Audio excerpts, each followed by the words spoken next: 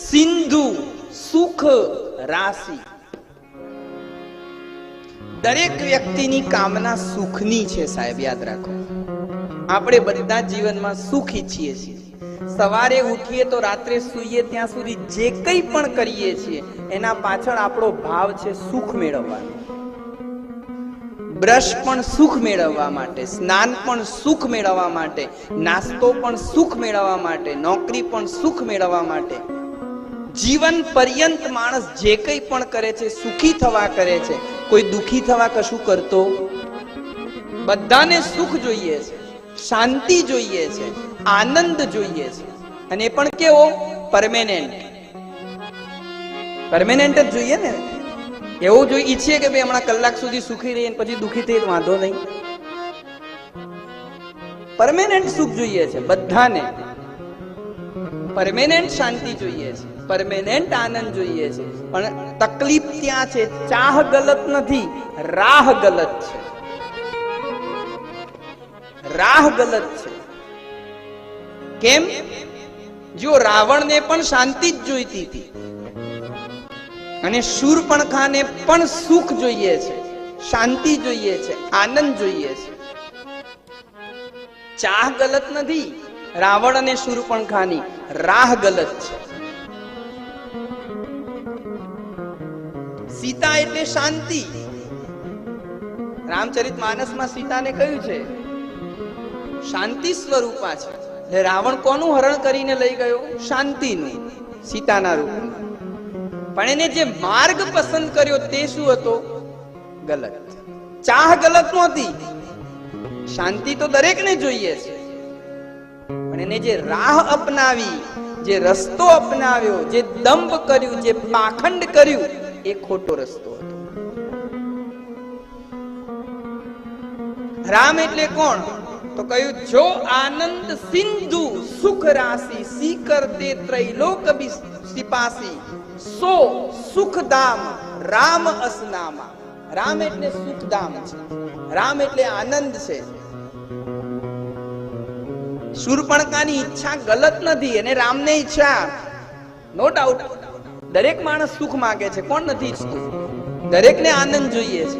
તો શૂર્પણખાની કઈ ચાહ ગલત નહોતી, પણ એને જે રસ્તો અપનાવ્યો તે રાહ ગલત હતી. અને જ્યારે ગલત રાહથી તમે સુખ મેળવવા માટે જાઓ છો, ગલત રાહથી તમે આનંદ મેળવવા માટે કે શાંતિ મેળવવાનો પ્રયત્ન કરો છો, તો પછી કુરૂપ થવા માટે પણ તૈયાર રહેવું પડે. દંભ કરી, પાખંડ કરી, ખોટું કરીને માણસ એમ વિચારે કે હું શાંતિ મેળવી લઉં, સુખ મેળવી લઉં. શક્ય જ નથી,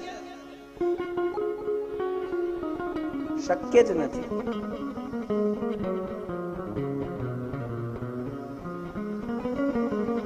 એમ આપણે પરમેનન્ટ સુખ ઈચ્છીએ છીએ. આપણે બધા એવું ઈચ્છીએ છીએ કે અમારા જીવનમાં પરમેનન્ટ સુખ રહે, પરમેનન્ટ શાંતિ રહે, પરમેનન્ટ આનંદ રહે.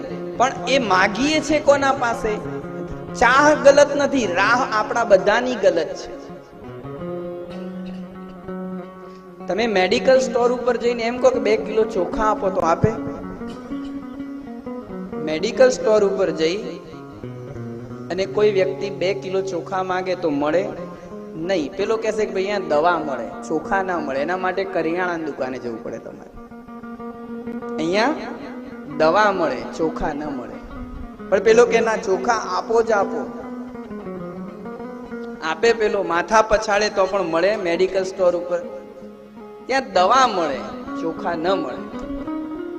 એમ આપણે સંસાર પાસે શાંતિ માંગીએ છીએ, સંસાર પાસે સુખ માંગીએ છીએ, સંસાર પાસે આનંદ માંગીએ છીએ, ને એ પણ પરમેનન્ટ. પણ સંસાર બન્યો જ છે અનિત્યથી, એ તમને પરમેનન્ટ ક્યાંથી આપશે? સંસાર પરિવર્તનશીલ છે, અનિત્ય છે, નાશવંત છે. હવે જે નાશવંત વસ્તુ છે એની પાસે તમે પરમેનન્ટ વસ્તુ માંગો તો ક્યાંથી આપે? એટલે આપણા બધાની રાહ ગલત છે. સંસાર પાસે સુખ માંગીએ છીએ, સંસાર પાસે શાંતિ માંગીએ છીએ, સંસાર પાસે આનંદ માંગીએ છીએ, જે આજે નહીં ને કાલે પણ મળવાનો નથી, કારણ કે એ અનિત્ય છે. તમારે નિત્ય સુખ જોઈએ છે, નિત્ય શાંતિ જોઈએ છે, નિત્ય આનંદ જોઈએ છે, તો જેના પાસે છે એના પાસે જાઓ. કોના પાસે છે? તો કહ્યું જો આનંદ સિંધુ સુખ રાશિ સી કરતે ત્રૈલોક સિવાય. કેવલ એ છે કોના પાસે? રામની પાસે છે, ભગવાન પાસે. એના ચરણમાં જશો તો તમને આ બધું પરમેનન્ટ મળશે. પરમેનન્ટ સુખ, પરમેનન્ટ શાંતિ, પરમેનન્ટ આનંદ સંસાર પાસે નહીં મળે.